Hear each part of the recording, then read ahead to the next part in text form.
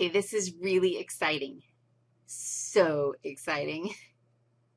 Because we're going to look at all of our spinal nerves. We're going to look at all of these guys right here. And how many of them do you think we have? Well, we actually have 31 pairs of spinal nerves. And I hope you remember that our spinal nerves actually travel out of the spinal cord. They travel away from the spinal cord, and they have to get out of that main hole in this hole right here. The spinal cord is traveling through that hole. And our spinal nerves have to get out of there so that they can go into the periphery and do their thing. And to get out, they have to travel between those intervertebral foramina. This is the body of my vertebra, or vertebra, depending on, where you want to place your emphasis.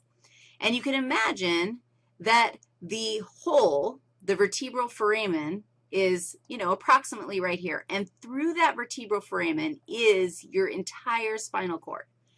Do you agree that if I was a rock star, I know you think I am, but every now and then, not so much. But if I was, do you agree that I could actually draw my little cross-section of spinal cord right on my spinal cord? I could cut it in half and draw it. And then do you agree that I actually would have, a dorsal root ganglion? I just made that supposed to be one. There's my dorsal root ganglion. And it's actually going to combine and form a spinal nerve. Do you follow what I am doing right here? I'm trying to show you that all this is my big column of spinal cord running through the vertebral column.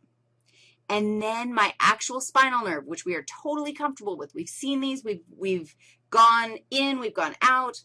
We've taken our spinal nerve. We've named it. We've circled it. We've split it into an anterior ramus and a posterior ramus. That's going to come out through these intervertebral foramina. Those were structures that we learned already in the spinal cord. So look, do you agree then that I could draw, if this was, let's say, the body of my vertebra, and I could draw, how do I do that?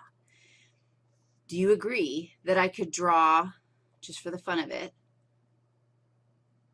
my intervertebral foramina like this, and I could draw a stack of vertebral bodies? Do you agree with this? I'm just drawing my vertebral column. And do you agree that every single one of them is going to have an intervertebral foramen, and every intervertebral foramen is going to allow a spinal nerve to come out? Do you also agree that I could actually name my vertebrae? Every single one of them, you could name them. In fact, I'm going to name one. I'm going to name this one C7. And then you fill in all the others. Well, if this is C7, clearly this is C6, this is C5, this is C4, and clearly this is T1, and this is T2. Easy. Do you agree that if I were the rock star, I know you think I am, I could actually draw my entire spinal cord traveling through the vertebral foramina of each one of these vertebrae? And I could draw my little butterfly. Yes? You're cool. So you agree that we could pass the spinal nerve through this hole. Do you agree with that? Here's a spinal cord. Here comes an actual spinal nerve. My spinal nerve is going to split into a posterior ramus and an anterior ramus. And here's another spinal nerve that passes through that is going to split. It would be super awesome, like crazy awesome, to actually go in and draw your spinal cord in this space traveling all the way through here. That would be really awesome. More power to you if you choose to do it. No worries if you choose not to do it. My little green circle, which was my intervertebral foramen, is now actually surrounding my spinal nerve. Are you ready for one of the easiest things in anatomy? Did I just say that? I take it back. I don't know if it's going to be easy or not. Every spinal nerve has a name. Every spinal nerve is named for one of the vertebrae that it is next to. Here's the exciting part. If you know where C7 is, if you know the name of the vertebra, you know the name of the spinal nerve. Oh, and it's that easy. C7, the spinal nerve traveling superior through the intervertebral foramen superior to C7, is spinal nerve C7. The spinal nerve traveling superior to C6 is who? Dogs. That's C6.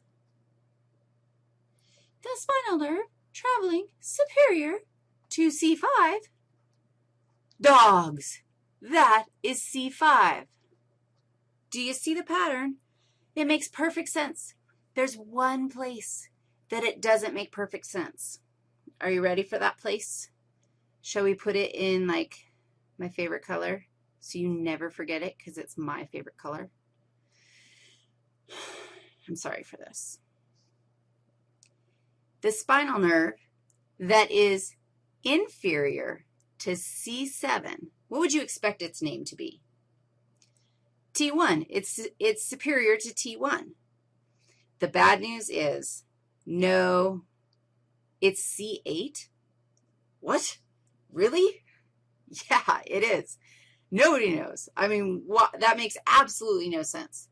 But since they made up C8 and they threw in spinal nerve C8, inferior to C7 vertebra, now we start numbering inferiorly. So who's my next spinal nerve? We're back into, we're in a different pattern. This one is going to be inferior to T1 is the T1 spinal nerve. Inferior to T2 is which spinal nerve? T2. So C8 marks this very interesting place.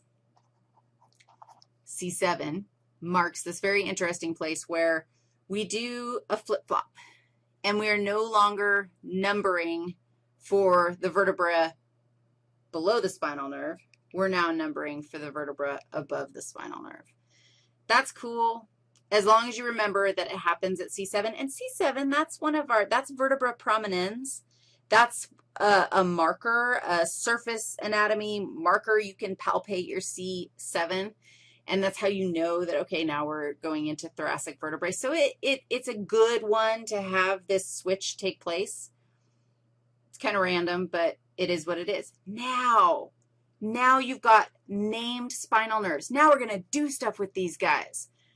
The fact is, named spinal nerves go places that we can actually map where they go.